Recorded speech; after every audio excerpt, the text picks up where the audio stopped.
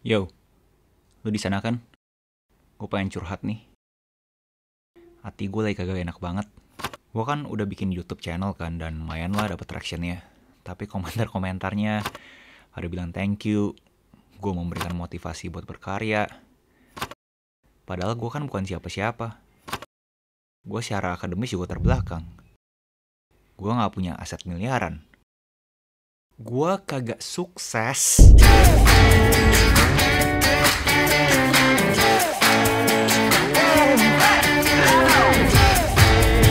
Hai warga kreatif, buat kalian yang belum kenal, salam kenal dulu, nama gue Gus Halim, dimana 2 hari sekali gue selalu upload video di YouTube. Dan semuanya berhubungan dengan industri kreatif negosiasi dengan klien, kreatif membaca buku, kreatif kripto, apapun yang sifatnya kreatif akan selalu gue bahas channel ini. So, buat kalian yang berkenan, monggo di subscribe. Hari ini gue pengen coba klarifikasi. Motivasi gue bikin YouTube apa sih?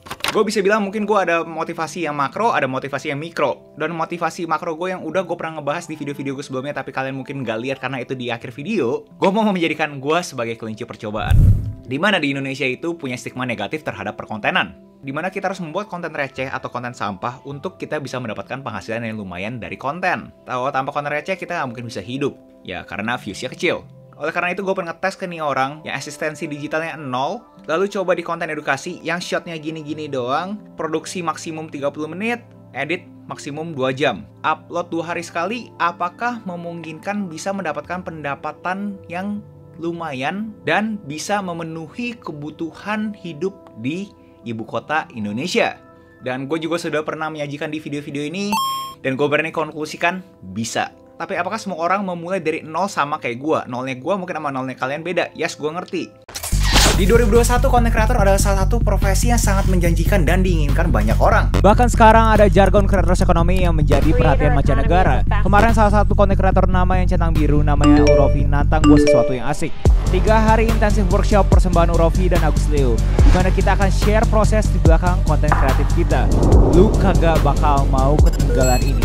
Sign up now. Tapi dari studi kasus ini adalah, kalau misalkan dengan gue punya constraint, gue punya peraturan-peraturan palsu ini aja bisa, kalian tinggal ngelebarin kalian punya peraturan kan. Contoh gue ngedit 2 jam, mungkin kalian bisa ngedit 4 jam. Contoh shot-shot gue gini doang, mungkin kalian bisa memperbanyak kalian punya B-rolls. So, menurut gue dengan studi kasus gue mengotakkan diri gue cuma boleh gitu-gitu aja, harusnya kalian juga bisa. Jadi itu adalah motivasi makronya gue. Gue pengen membuktikan yang namanya creators ekonomi sudah ada di Indonesia dan semua orang bisa mempunyai kesempatan yang sama kalau misalnya kalian punya handphone dan internet. Lalu apakah gue mempunyai motivasi-motivasi lain? Pastinya ada, yaitu adalah duit. Gue kagak tahu kenapa orang yang nyari duit di dalam konteks konten itu terlihat sebagai sesuatu yang negatif. Dimana gue sekali lagi membuat channel ini untuk orang-orang yang pengen menjadikan kreator ini sebagai mereka punya profesi atau karir. Dimana kalau misalnya profesi dan karir ya kalian butuh duit.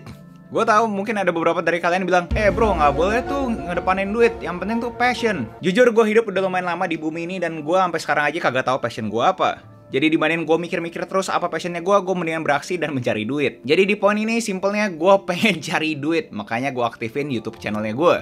Lalu motivasi berikutnya adalah gue pengen belajar untuk diri gue sendiri.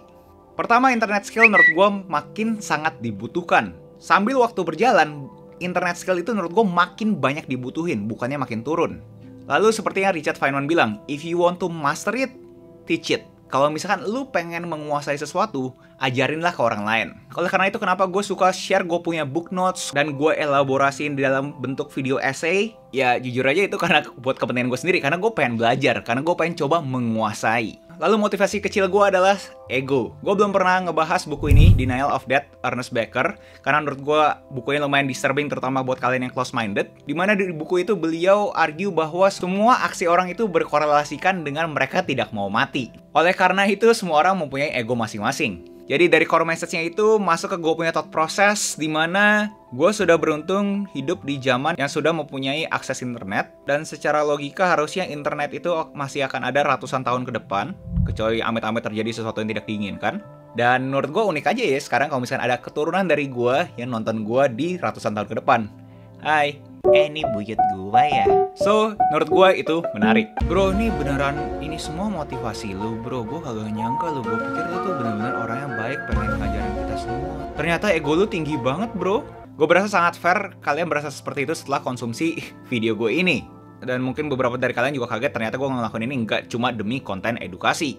Tapi argumen gue sama kayak si Anders Becker, emang kalian tuh butuh ego untuk beraksi. Kalau tanpa ada ego, kalian nggak mungkin bisa ngelakuin sesuatu. Tapi jelasnya dosis egonya nggak boleh berlebihan. Dan sekali lagi gue ngomong buat yang sama kayak gue ya, bukan the top 1%. Kalau bisa top 1% mah mau ngapain pun pasti jadi. Sedangkan kita 99% butuh ada sesuatu kan, butuh ada sesuatu yang secara intrinsik kita pengen coba lakuin gitu. So, kenapa gue buat video ini? Buat klarifikasi, kalau misalkan kalian mendapatkan motivasi atau inspirasi dari nonton videonya gue, ingat itu bukan gue. Gue cuma konten. Yang kalian dapat inspirasi itu dari kontennya, dari core message-nya yang disampaikan oleh subjeknya. Tapi objeknya itu yang bikin kalian termotivasi. Dan sebenarnya itu ada di intrinsiknya kalian juga. Gue punya konten hanya untuk nge-trigger kalian doang.